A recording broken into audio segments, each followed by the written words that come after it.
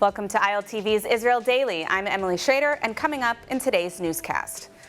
The IDF rescues 2 hostages from Hamas captivity in Rafah in the southern Gaza Strip.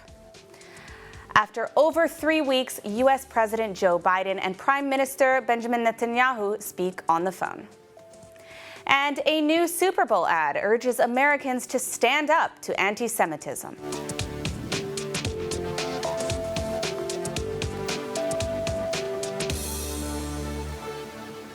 Gaza War Day 129, and we open tonight's show with some good news. In a daring operation, Israeli security forces overnight freed 2 hostages from Hamas captivity in Rafah in the southern Gaza Strip and brought them home safely back to Israel. ILTV's Lidar Grave-Lazi with the full report. The IDF announced early morning Monday that it had freed 2 hostages overnight in a raid by special forces in Gaza's southern Rafah neighborhood.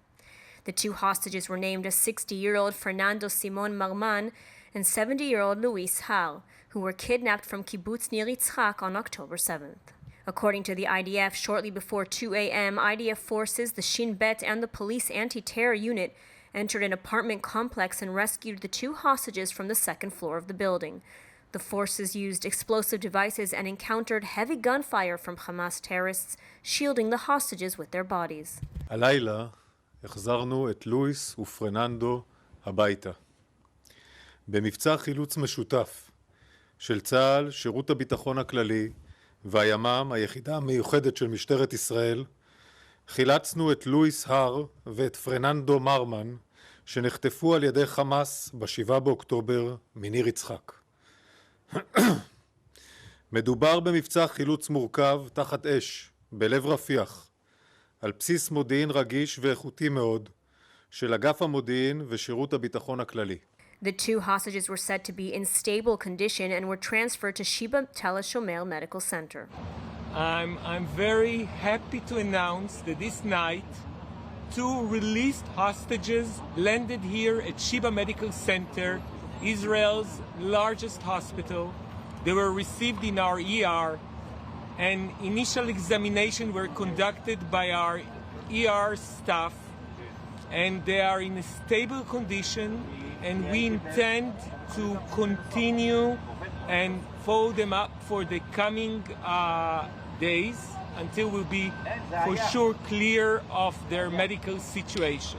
The 2 hostages were finally reunited with their families, closing the circle for Gabriela Leinberg and her 17-year-old daughter Mia Leinberg, along with her dog Bella, who were also taken hostage by Hamas and released in the 5th round of the first hostage deal. Argentinian President Javier Milei praised the release of the men, both dual citizens of Israel and Argentina. In a post on X, the office of the president thanked the Israeli security forces and said that during his visit to the State of Israel, President Javier Milei reiterated to President Yitzhak Herzog and Prime Minister Benjamin Netanyahu the request for the release of each of the Argentinian hostages, and continues to firmly maintain his condemnation of Hamas terrorism. There are still 134 hostages remaining in Hamas captivity, including children and elderly. It has now been over 4 months. The hostage rescue operation only highlighting the need for the IDF to operate in Rafah to ensure victory over Hamas and bring the hostages home. And joining us now with more on the hostage rescue operation and the war in Gaza is Lieutenant Colonel in the Reserves, Dr. Donon Avital, former commander of the IDF Special Forces. Thank you for joining us today. Yeah, good afternoon. Now, this was a truly remarkable rescue operation. 2 hostages are now home with their families. Is there an estimate that more hostages are being held in Rafah? Well, I think we can assume that some of them are there. Either they were either smuggled through the tunnels to Rafah or from the beginning in Rafah. They are scattered. This is, we can estimate such thing. Of course, they are scattered, so I mean that rescue operation like this, it's not obvious that we can conduct many of them, of course, but this is a great success, and we should salute the soldiers and the whole planning of this operation. Now, was this kind of a rare operation, or can we expect to see similar rescue operations like this moving forward? What can you tell us about this? I think from the beginning, the way we were thinking about the campaign was that alongside the infantry and the tanks and the engineering corps and so on, you would have the special forces operating together with people that can speak the language, negotiation teams, and that we can find venues like this, opportunities like this, and try to rescue. We had at the beginning a success, and now we have this success. Of course, we are talking about 100 or so or more live hostages, so this would be difficult, but who knows? Let's hope the special units are there, the intelligence is there, and if there's intelligence, we can operate again. Now, the fact that 2 hostages were being held in Rafah, this only strengthens Israel's claim that Rafah has really turned into a Hamas stronghold and highlights the need for the IDF to operate there. Do you think that this operation will help to convince and to show the international community that has expressed opposition or concern that operating in Rafah is necessary to eliminate Hamas, free the hostages, and ultimately end this war? I think Rafah an operation is not a simple thing, and the army takes into account all the constraints, including the relationship with the Egyptian in the Philadelphia route, the presence of the 1.3 million Gazan citizens. But within this thing, we can also conduct an operation which is more surgical. We have 4 regiments there. They are not in the level and weight of the regiment that we had in Khan Yunis. Khan Yunis was a very important and successful campaign. So I think an operation that takes into this account can be conducted, but it will have to a lot of planning. I think the plans were approved by the IDF, and now we are waiting for the go. And of course, the question is really what effective objective targets can be achieved. I think the IDF looks into it forward. Now, one of the criticisms or concern that's been expressed has been about the presence of civilians, Palestinian civilians in the area. There have been varying reports that seem to be increasing by the day, and the number of Palestinians they're reporting in that area of Rafah. What can the IDF and what is the IDF doing in order to prevent civilian casualties as much as possible? I think the IDF takes it into account, creates safe havens, and would direct the population as it did in the north. We directed them to go to those safe havens in the south, and now if we have to create safe havens in the west or to the north, this would be part of the plan. Part of the planning is what to do with those 1.3 million. This is a tall order. This is not simple. And maybe we can operate outside of where they are right now. Rafah is an area with a few locations. So this is one of the main obstacles and one of the main challenges of the operation once it would be executed. Well, thank you so much. We are out of time, but I appreciate your insight as always. Okay, thank you. After nearly 3 weeks, U.S. President Joe Biden and Israeli Prime Minister Benjamin Netanyahu spoke on the phone in a lengthy conversation. ILTV's Devo Klein has the report. Prime Minister Benjamin Netanyahu and U.S. President Joe Biden spoke in a phone call on Sunday evening for 45 minutes. This was the first time the 2 leaders spoke in 3 weeks. The call comes on the heels of Biden's comments last night that Israel's operation in Gaza was over the top. Yet in a readout of the call, the White House said the president reaffirmed the shared goal to see Hamas defeated and to ensure the long-term security of Israel and its people. The 2 leaders discussed ongoing efforts to secure the release of all remaining hostages held by Hamas. The president emphasized the need to capitalize on progress made in the negotiations to secure the release of all hostages as soon as possible. Biden also reportedly asked Netanyahu to send an Israeli delegation to talks on a hostage deal in Cairo, even if Israel doesn't see a horizon. Israel previously presented a hostage deal brokered by the U.S., Egypt, and Qatar to Hamas, which was rejected by the terrorist group. Hamas responded that it would not agree to any deal that does not include a complete end to the war. The 2 leaders also spoke about Israel's intention to carry out a military operation in Rafah, one of the last remaining Hamas strongholds in the south of the Gaza Strip near the border with Egypt. The president said he called for urgent and specific steps to increase the throughput and consistency of humanitarian assistance to innocent Palestinian civilians. The president reaffirmed his view that a military operation in Rafah should not proceed without a credible and executable plan for ensuring the safety of and support for the more than 1 million people sheltering there. According to the White House, the two leaders agreed to remain in close contact. And speaking of U.S.-Israel relations, I was recently in New York, where I had the opportunity to sit down with Russell Robinson, CEO of the Jewish National Fund USA, to discuss the special relationship between Israel and the U.S. Jewish community in the aftermath of the October 7th massacre. Let's take a look at the interview. I'd started getting notices on my phone that rockets were coming, and I started sending out to all of our people in the Israel envelope, because these were not people that we sort of knew. We've been working with these people for 20 years. This was our family.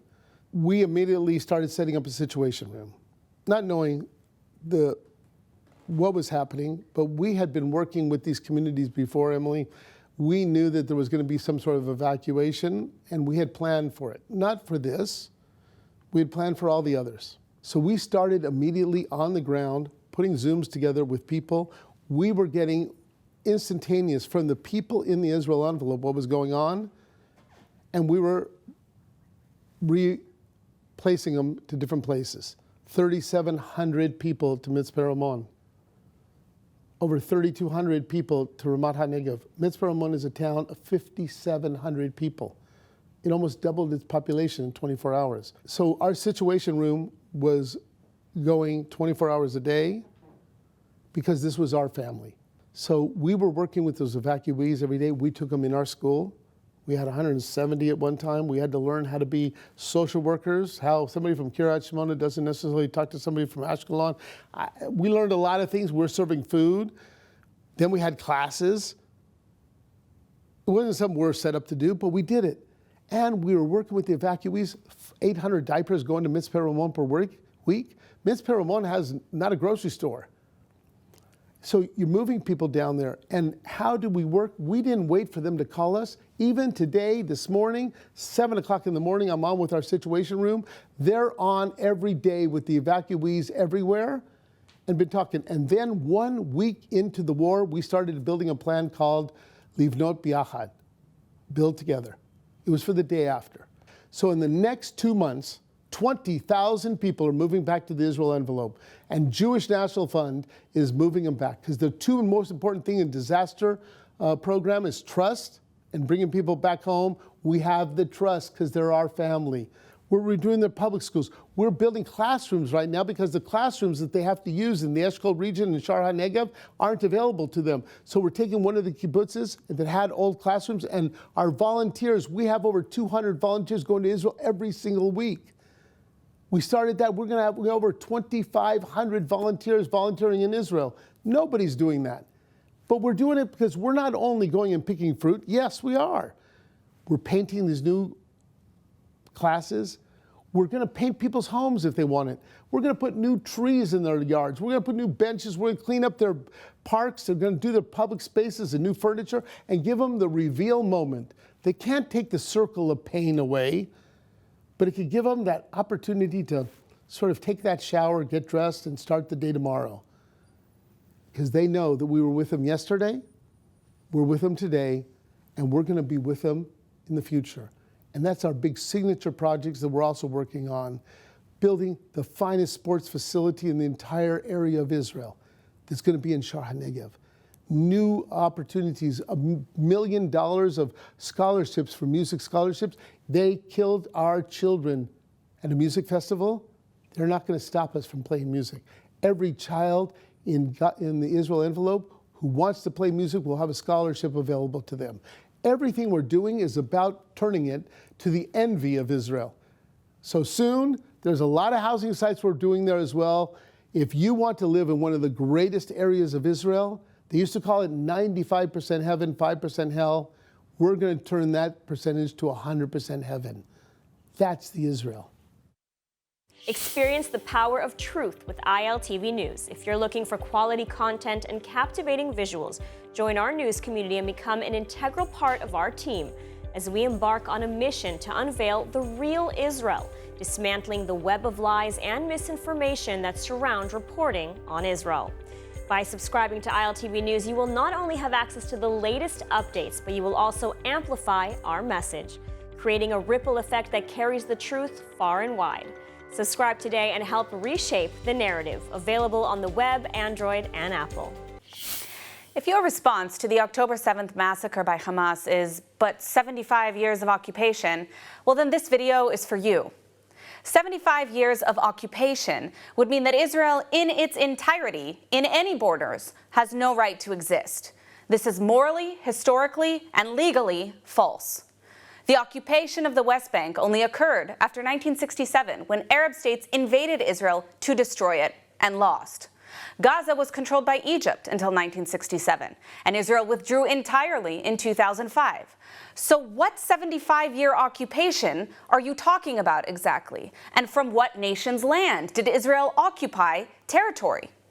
Well, there has been a Jewish and Arab population in this land for hundreds of years. There has never been an independent state of Palestine in all of human history. Even when Egypt and Jordan controlled Gaza and the West Bank from 1948 to 1967, they never declared an independent Palestinian state. Why? Because there wasn't a defined concept of Palestinian peoplehood until the 1960s, or the vision for an independent Palestinian state. That is why when offered an Arab state in 1947, we saw that the Arab leaders refused, launching a war to destroy Israel instead. So if you're calling to end the 75-year occupation, you're not calling for a state of Palestine. You're calling to wipe Israel off the map. Remember that the October 7th massacre was carried out inside of Israel proper, not a disputed or occupied territory, and it was done so against defenseless civilians, not an army. Meanwhile, exactly 0 Israelis were occupying Gaza on or before October 7th. Even the blockade is not Israeli, but a joint Egyptian-Israeli blockade. But let's talk about the rights of occupied peoples for a second. Because contrary to what you may have heard on TikTok, occupation does not grant the occupied the right to commit crimes against humanity as resistance. Rape is not resistance. Murder, torture, mutilation, and kidnapping is not resistance. Firing 20,000 rockets at major civilian population centers in Israel is not resistance. Under international law, Palestinians do not have a right to invade Israeli towns and mass murder civilians at will, even under occupation. So before you try to contextualize rape and mass murder, do a little research. You'll discover that no matter how bad Israel's policies may be, there is no legal, moral, or historical justification for the Hamas massacre on October 7th. To claim the attacks had any relation to resistance or the rights of an occupied people is to defend terrorist organizations like Hamas. The man who helped Martin Luther King Jr. write the I Have a Dream speech appeared in a Super Bowl commercial sponsored by Robert Kraft's foundation to combat anti-Semitism. In a statement, Kraft said, "With the horrific rise in Jewish hate and all hate across our nation, we must stand up and take urgent action now." ILTV's William Sharon has more. In an electrifying showdown at the Allegiant Stadium, the Kansas City Chiefs clinched their 3rd Super Bowl victory in 5 years by overcoming the San Francisco 49ers in a nail-biting 25-22 overtime triumph. With the game tied at 19-19, a last-minute field goal by the Chiefs pushed the showdown into overtime. Despite the 49ers briefly regaining the lead, Patrick Mahomes' clutch touchdown pass to McCole Hardman sealed the deal, solidifying the Chiefs' status as the NFL's reigning dynasty. And for those who waited for the halftime show or the highly anticipated ads, the 30-second ad placed by the Foundation to Combat Anti-Semitism took center stage, raising awareness about anti-Semitism, featuring the iconic figure of Black history, Clarence B. Jones. Jones, renowned for his role as a lawyer and advisor to Martin Luther King Jr., engaged in a dialogue with Jewish billionaire Robert Kraft, owner of the New England Patriots, founder of the foundation, and the man who bought this ad slot. Their conversation highlighted the historic Black-Jewish alliance in U.S. politics, emphasizing the importance of unity in combating hate. In an interview before the game, Kraft stated, "With the alarming rise in anti-Jewish hatred and all forms of bigotry across our country, we must stand up and take urgent action." For the first time, the Kraft Foundation to Combat Anti-Semitism airs an impactful message during the Super Bowl, the ultimate championship game that brings people from all backgrounds together This ad aims to show examples of how people can resist Jew hatred and inspire others to join the fight against all forms of hatred. And now ILTV is fortunate to have supporters and viewers from around the world. This is in part thanks to the many TV stations that broadcast our newscast globally. And so joining me in the studio today, all the way from Norway, is Håkon Sensfeld from TV Vision Norway. Thank you for joining us. Thank you for having me. So just to kick things off, I would love to hear from you why you're in Israel right now, why it was important to you to come during this time. Well, I think it's important to show support for Israel, first of all. And we have our own weekly programs in Israel. So coming on a solidarity trip to Israel and also making some new interviews for my program was the purpose for this trip. Now, Norway has a very large Christian evangelical community, which has offered support and solidarity to Israel for many years. What can you tell us about this special connection between the people of Israel and the community in Norway? Well, I think the evangelical community in Norway have a strong support for Israel. We have organizations like International Christian Embassy, we have different other organizations that are represented in Norway. And for some reason, we have a big heart for Israel. It's part of what the Bible says, that the salvation will come from the Jews. Now, of the people in Israel or in Norway who support Israel, there are quite a few from the Christian community. However, we know that the Norwegian government has actually been one of the countries that, despite all the nations cutting funding to UNRWA, the UN Refugee Agency for Palestinians, Norway has still said we're going to support them despite their associations and involvement with Hamas terrorists. What do you make of this situation? I think I speak on behalf of a lot of the evangelical Christians in Norway when I say that we are very, very saddened by the position of the government. And we think it's completely wrong because we cannot support terrorism and supporting just giving away money and with not having any demands on how they are used. That is also supporting and sending money to terrorist activity, and we don't agree with that. The strange thing about it is that, in fact, it's not helpful to Palestinians. It's actually harming the innocent Palestinians. So it's an interesting problem that the Norwegian government has involved itself in. Now, how do Norwegians on the street view what's happening on the ground in Gaza, and how do they view this war? I have to regret that the normal Norwegian is a victim of the media in Norway, which is very supportive of the Palestinians. And after 7 October, I was pleased to see that the amount of support that Israel got for 1 day, for 2 days, and on the 3rd day it changed. Mm-hmm. So it went back to the old mode, where we tried to, make a distance to Israel. So this is, how everything works in Norway. The negativity towards Israel is so prevalent in the media. You know, the situation with anti-Semitism, it's massively on the rise internationally. How has the issue of anti-Semitism been in Norway? Have they also seen an increase in anti-Semitism on the ground, and what's being done about it? Of course, there's anti-Semitism in Norway as well, and we can see a rise, especially because they try to rebrand anti-Semitism with anti-Zionism or anti-Israel, which in my opinion is just the same. It's the same ideology, but it's a different branding of it. And this is a situation that we can see is on the rise. And the Jewish community in Norway, many of them are very afraid to show, that they belong to that they are Jews today. I'm wearing the Star of David. But if you go with that in Oslo, today it could be a risky business, actually. Well, that is a very sad reality we're dealing with internationally and also on the ground in Norway, but I appreciate all the work that you're doing in your organization and your channel to spread the truth. So thank you for joining us today. Thank you. Let's take a look at the weather forecast. Cloudy skies are expected tonight around the country with warm temperatures sitting at lows of 14 degrees Celsius or 58 degrees Fahrenheit. Then tomorrow, more cloudy skies expected and a steady temperature reaching highs of around 21 degrees Celsius or 71 degrees Fahrenheit. That's all for today's news. For more updates from Israel on all your devices, check out our ILTV channels, subscribe to our ILTV newsletter, and don't forget to check out our new and improved website, iltv.tv, with all the latest news from the heart of the State of Israel. I'm Emily Schrader. Be well, and thank you so much for watching.